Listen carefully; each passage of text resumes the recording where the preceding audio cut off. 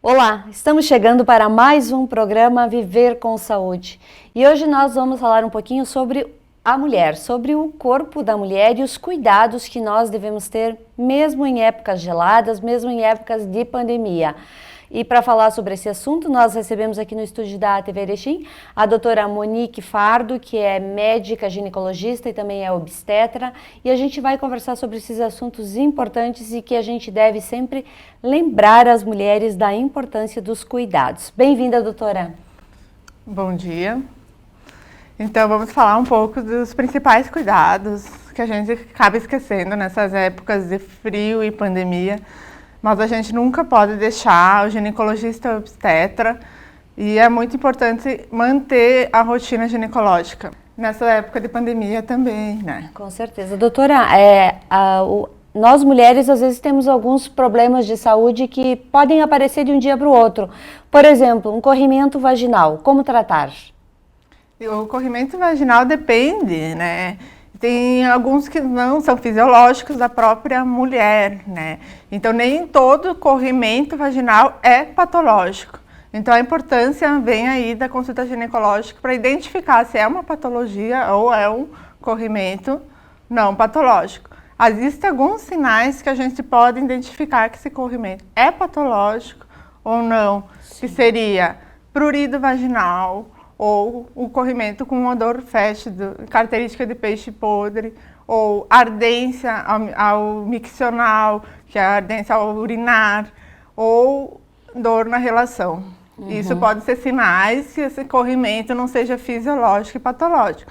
Mas a identificação para saber qual o tratamento correto geralmente se dá na consulta ginecológica, né? Doutora, vaginose bacteriana, o que é? A vaginose bacteriana geralmente é cometida pela Gardnerella vaginalis, é uma bactéria.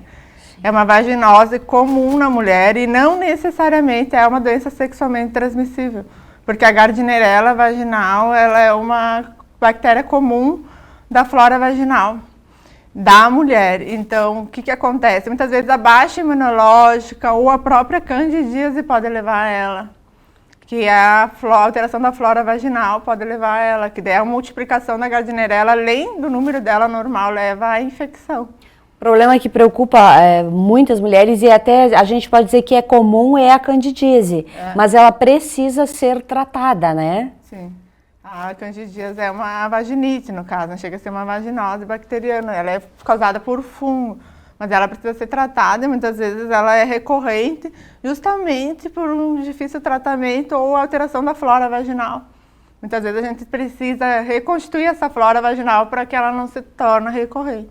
Sim. Mas a candidíase é uma doença muito mais comum no verão, por causa dos usos de biquíni, calor, abafa, que o fungo, querendo ou não, ele cresce com calor e umidade. Então, ela é mais comum no verão, mas também acomete no inverno, né? Se não tratar a candidíase, ela pode se transformar em outra doença, de repente? Ou a gente vai ficar sentindo aquela coceirinha o tempo todo? Ela se torna uma irritação, uma inflamação local tão insuportável, uma inflamação tão importante que a mulher não consegue não tratar ela, né? Sim, tem que tratar. Tem que tratar. Tricomoniase, o que é? A tricomoniase, ela é uma doença sexualmente transmissível, obrigatoriamente sexualmente transmissível, é um protozoário. E já a diferença da vaginose, ela se pega sexualmente e ela deve ser tratada, ela tem tratamento com antibióticos terapia. Sim. Mas é uma doença sexualmente, é um DST. Uma doença muito comum no verão e que também pode acontecer no inverno são a cistite e as infecções urinárias. Geralmente quando a gente passa frio ou muda de temperatura e está descalço, desprotegido, às vezes acaba tendo um problema assim. Ele é um problema comum, mas ele pode ter causas mais profundas. Pode. E a endometriose é um problema que preocupa muitas mulheres, é um problema difícil de tratamento, que causa muitas dores, mas às vezes a mulher tem o problema, mas não sabe que é isso. De que forma é detectada uma endometriose? Na verdade, a endometriose nada mais é que uma menstruação fora do útero, fora do local onde deveria ocorrer. Sim. Ou ocorre no próprio útero, no músculo, em vez de ocorrer dentro, ou ocorre no ovário, ou ocorre nas paredes fora do útero. E o que acontece? Geralmente é uma dor intensa no período menstrual, começa dessa forma. Uma dismenorreia, que a gente chama que é dor na menstruação. A dor é incapacitante muitas vezes. A mulher tem que parar de fazer o que está fazendo para tentar tratar essa dor. Então, é uma dor importante durante o período menstrual, principalmente. E depois ela começa a cometer dor nas relações sexuais também. Então, assim, a gente vai identificando. E ela vai agravando com o tempo, até que não tem mais um período ou uma época no mês para aquela dor. É uma doença que pode impedir a mulher de ter filhos? Pode, mas não é o principal causador da infertilidade, mas pode. Algumas mulheres com endometriose engravidam também. Então não é obrigatoriamente que a mulher tem endometriose que ela não vai engravidar. Sim. Mas ela tem mais dificuldade do que uma mulher sem endometriose. E o tratamento para a endometriose? E como ele funciona? Ele pode, a partir de remédios, resolver o problema, minimizar essas dores todas? Existe o tratamento clínico, sim, que a gente faz empiricamente muitas vezes, porque o tratamento padrão ouro é a laparotomia, a videolaparotomia, que é a cauterização dos focos, né? Mas nem toda mulher precisa começar pelo método invasivo. Então, dependendo do grau da doença, o grau da dor, inicialmente a gente consegue tratar principalmente com anticoncepção oral e métodos anticoncepção para não menstruar. O segredo é não menstruar para esses focos cicatrizar. Porque, querendo ou não, é uma menstruação fora do local. A mulher não menstruando acaba tratando. É uma forma de tratamento, que nem sempre dá certo, mas é uma tentativa. No caso, o DIU, ele ameniza as dores para quem tem endometriose? O DIU hormonal, que não menstrua, sim, ele funciona muito bem. Já o DIU de cobre, ele pode intensificar. Porque, querendo ou não, ele causa processo inflamatório local, que é a ação dele. E isso pode aumentar um pouco o padrão menstrual, o fluxo menstrual, e isso pode agravar a endometriose. Então, o DIU aconselhado para mulheres com endometriose é o DIU hormonal. E o problema da endometriose, ele começa muito cedo em algumas mulheres e se prolonga a vida toda. Esse problema pode levar a outros problemas ginecológicos, ou a pessoa que tem endometriose é possível controlar e ela não desenvolver outras síndromes? Geralmente ela é controlada, né? A gente tem tratamentos, não deixa chegar ao ponto de causar outro problema. Por exemplo, não causa câncer, mas a paciente que tem o endometrioma, ela tem mais risco a ter o câncer de ovário, por exemplo, que é uma endometriose no ovário, do que uma paciente que não tem o endometrioma. Mas como a gente acaba detectando e tratando, e é difícil a mulher manter-se a vida inteira com aquela dor sem tratamento, é muito difícil a endometriose em si levar ao câncer, por exemplo, né? Mas a pessoa com endometriose às vezes tem mais risco ao câncer de endométrio e ao câncer de ovário do que a população comum.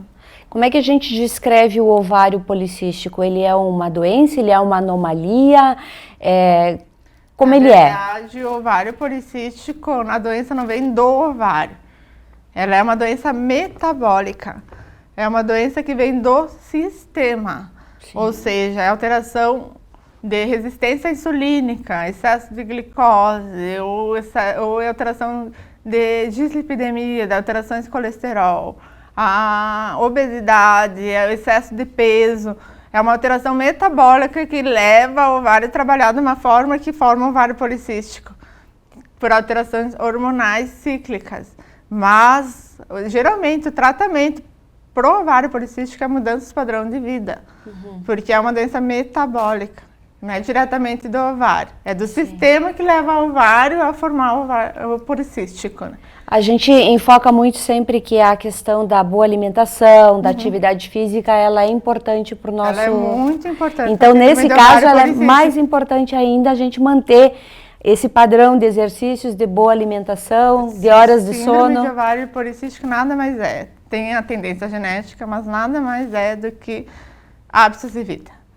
Então, hábitos de vida saudável previne ovário policístico. Atividade física, alimentação saudável, menos glicose, é muito ligado à glicose e ao excesso de gordura subcutânea, excesso de peso. Então, tem que tratar, tem que cuidar. Tem que tratar. A gente tem até o tratamento com anticoncepção, tudo, mas não adianta se a mulher não mudar o padrão de vida.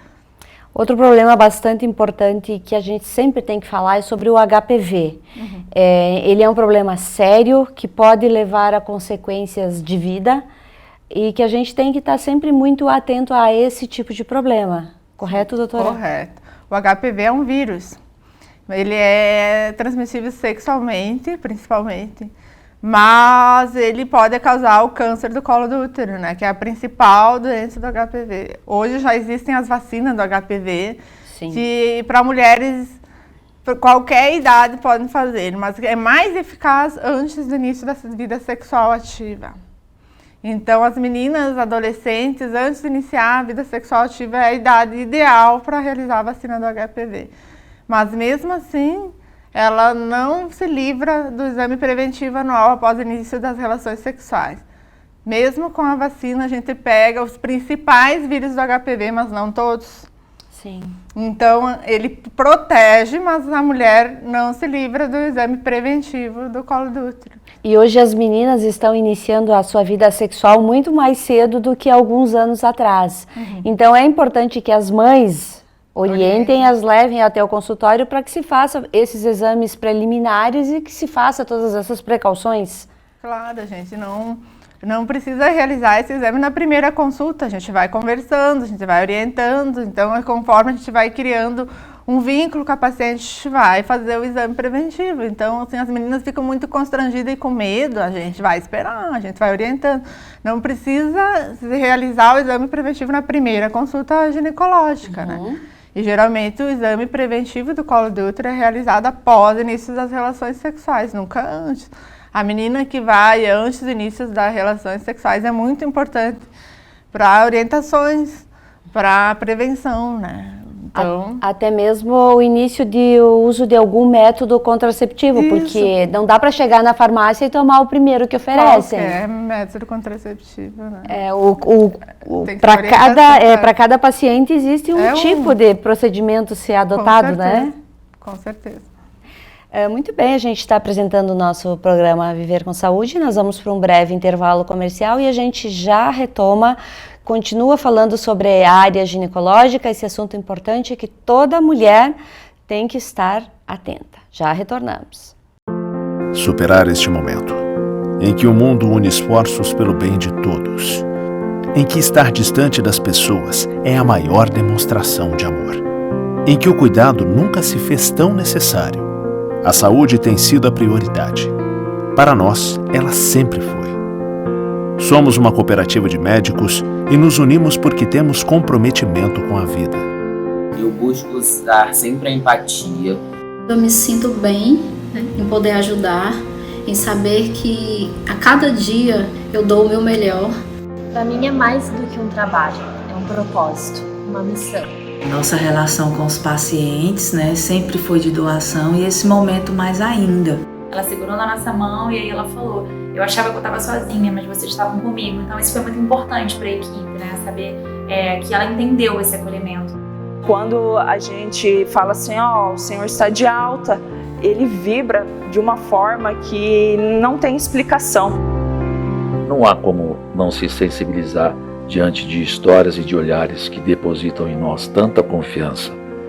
A palavra confiança ganhou um peso muito importante, porque a relação médico-paciente, ou médico-familiar, ela está tendo que ser a base do telefonema, a base da chamada de vídeo. Cuidamos de mais de 18 milhões de pessoas para que elas possam viver mais e melhor. Essa é a nossa vocação. É o nosso jeito de cuidar. Superar este momento juntos. Esse é o plano. Unimed.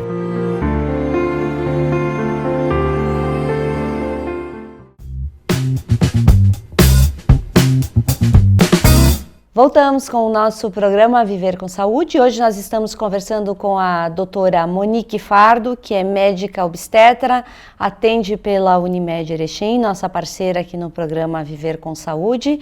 E hoje nós estamos falando um pouquinho sobre as principais doenças ginecológicas e também a importância de realizar exames periódicos e de visitar a nossa médica de confiança. Doutora, de quanto em quanto tempo é necessário que a gente procure um médico? Nós, mais especificamente, nós ginecologistas orientamos anual, né? A procura anual é o mínimo, né? Para prevenção, tanto do câncer do colo do útero, quanto as patologias de mama, quanto também as doenças mais comuns, vaginosas, bacterianas, vaginites, ou as dúvidas ginecológicas e obstétricas, né? Ou pré-concepção, enfim. A mulher deve procurar pelo menos uma vez ao ano o ginecologista, essa é a nossa orientação. E falando um pouquinho sobre câncer agora, é um problema que muitas vezes ele pode ser tratado, pode ser curado, mas depende do grau que ele estiver, a paciente já fica um pouco comprometida. Me fale um pouquinho como que começa todo esse início de um câncer na mulher no colo uterino. Na verdade, o câncer do colo uterino muitas vezes começa com o HPV, né? Com um acometimento do vírus. Nem sempre ele vai levar ao câncer. Então começa com as displasias leves, que muitas vezes isso vai ser detectado no exame preventivo citopatológico. E a gente vai confirmar após a alteração do preventivo com o exame de colposcopia. É um exame que a gente faz no consultório e que é feito após a alteração do exame preventivo, que vai detectar, a gente vai biopsiar e vamos acompanhar esse desenvolvimento. Claro que é difícil a gente chegar ao câncer já no consultório, porque a consulta deve ser anual. Então, se a gente detecta nessa displasia, que é antes de se tornar o câncer, a gente consegue tratar em tempo e não torna-se câncer. A displasia do colo do útero, que a gente chama NIC1, NIC2, NIC3, não é o câncer ainda. Já é a alteração celular que está acometendo, que poderá virar o câncer futuramente.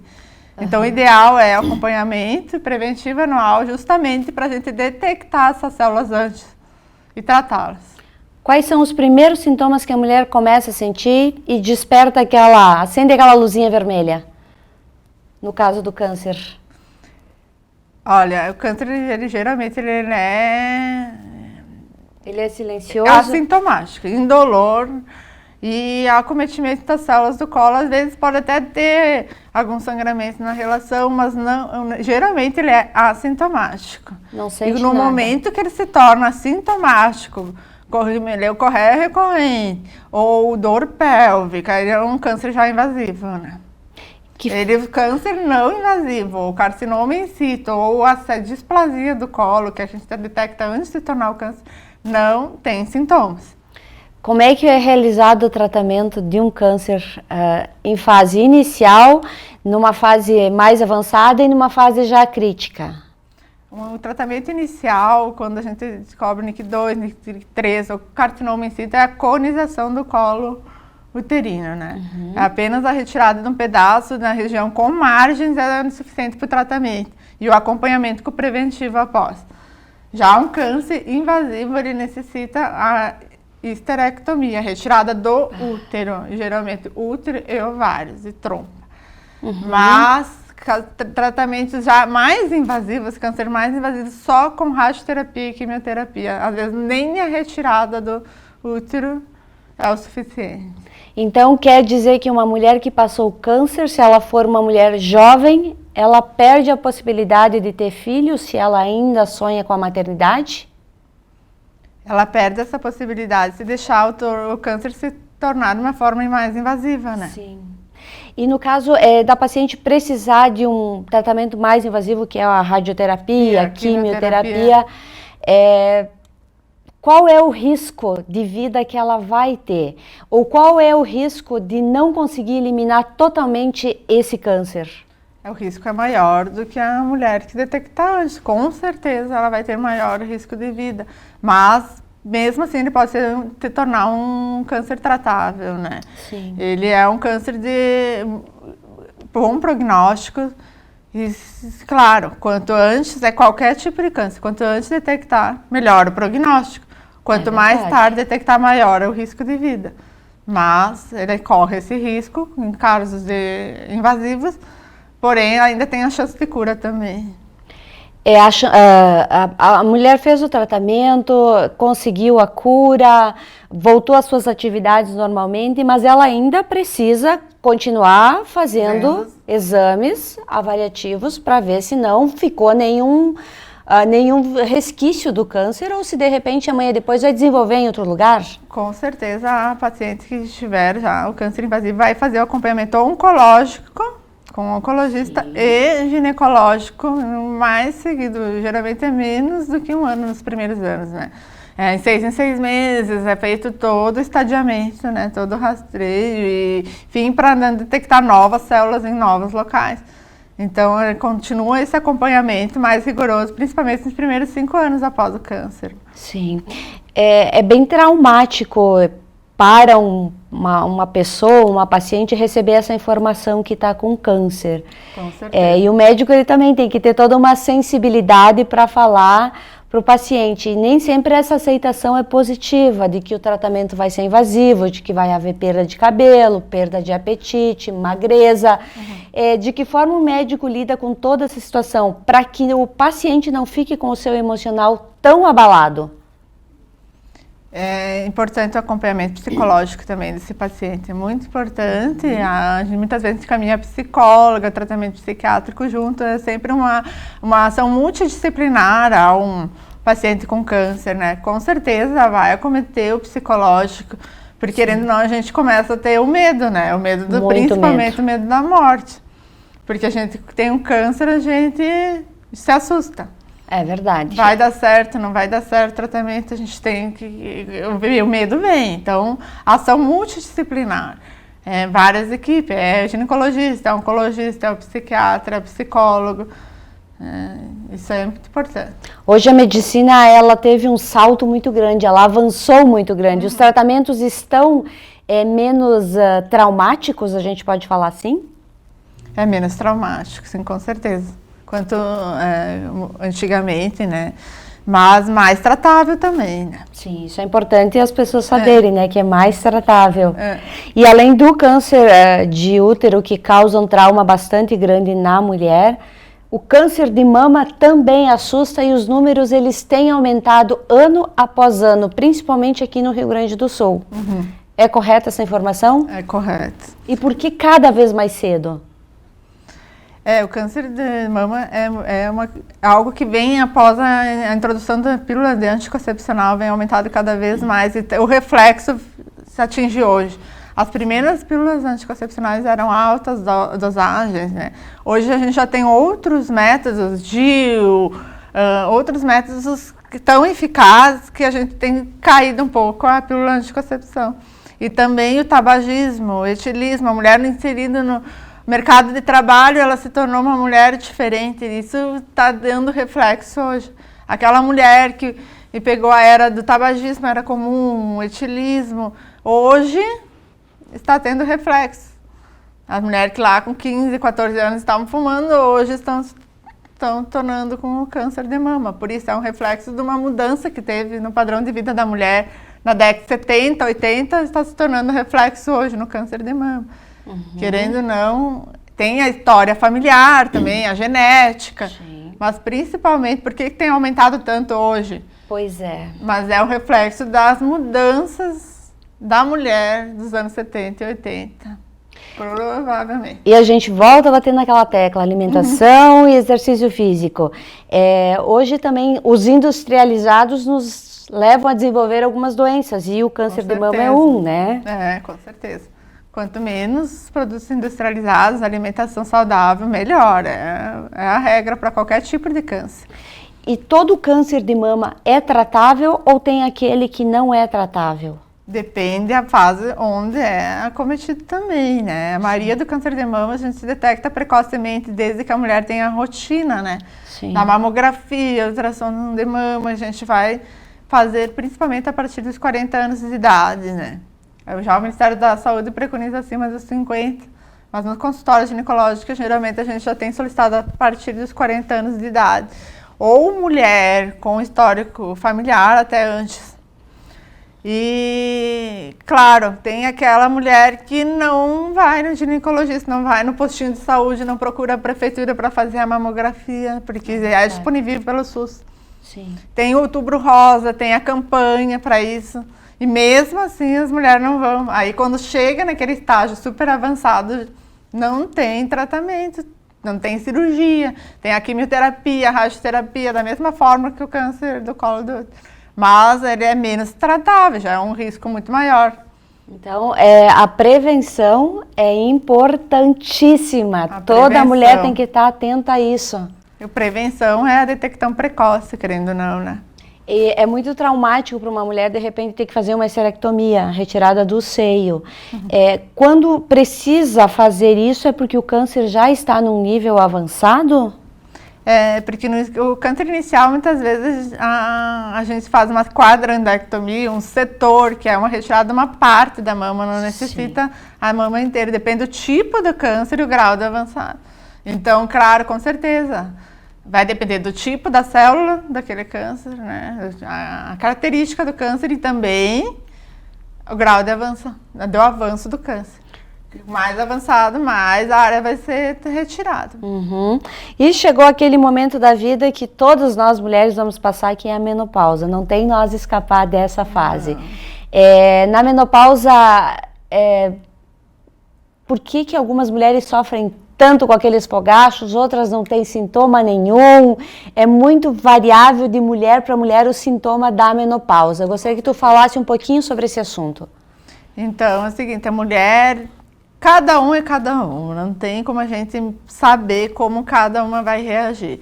É uma mudança hormonal brusca, né? E algumas vão mais gradativas, outras se tornam mais bruscas. Então depende muito de cada mulher, da mudança hormonal, do padrão de vida também. Então a mulher, questão psicológica influencia, depende muito. A mulher depressiva, ela vai sofrer mais com o fogacho, a mulher não depressiva já foi comprovado isso, e há muita questão psicológica junto e hormonal, porque querendo ou não, o sistema límbico da mulher, numa glândula no cérebro, onde atua próximo ao sistema da depressão. Os hormônios, dopamina, tudo influenciam na menopausa, influenciam na depressão também. Então tem uma ligação disso, depende do grau psicológico da mulher, o grau dos sintomas também. Mas isso é de cada organismo, de cada corpo. Querendo ou não, a estrogênio, a mulher depende muito desse hormônio para tudo. Quanto para libido sexual, depressão, padrão de humor, depende do estrogênio. E querendo ou não, ele cai nessa menopausa. Então, muitas mulheres têm benefício com a reposição hormonal. Mulheres sem histórico familiar de câncer de mama, sem patologias graves cardíacas, elas têm grande benefício com a reposição hormonal. Tem algumas mulheres que é contraindicado, mas a maioria tem um grande benefício, principalmente nos primeiros 5 anos. A reposição hormonal atua de grande importância para a prevenção desse padrão de humor, padrão de fogachos, libido sexual. E algumas mulheres, a menopausa chega lá nos 55, 50 anos, outras 40. Por que é tão diferente a idade para cada mulher? Eu acho que influencia muito com a genética também. Sim. E a histórico familiar, a mãe entrou com 40 anos, mas claro, a menopausa precoce é antes dos 35 anos de idade, né? Antes dos 40 anos de idade. 40 anos é cedo, mas já não é mais menopausa precoce. Então não tem uma idade assim certa, mas geralmente é próximo aos 50 anos. A maioria das mulheres entra na menopausa próxima aos 50 anos. Mas sempre tem aquelas que entram próximas aos 40 também, sem ser precoce. Depende da história familiar, do padrão de vida, alimentação. A gente sempre acaba batendo então nessa tecla alimentação e qualidade de vida. E cada vez a gente fala mais sobre esse assunto, né? Doutora, obrigada por ter vindo até o nosso programa, trazer essas informações tão importantes que todos nós devemos nos preocupar diariamente com a nossa saúde, que é o nosso bem mais precioso. Muito obrigada. Obrigada pelo convite de vocês também. Obrigada. E a todos vocês que nos acompanham, tenham uma boa semana.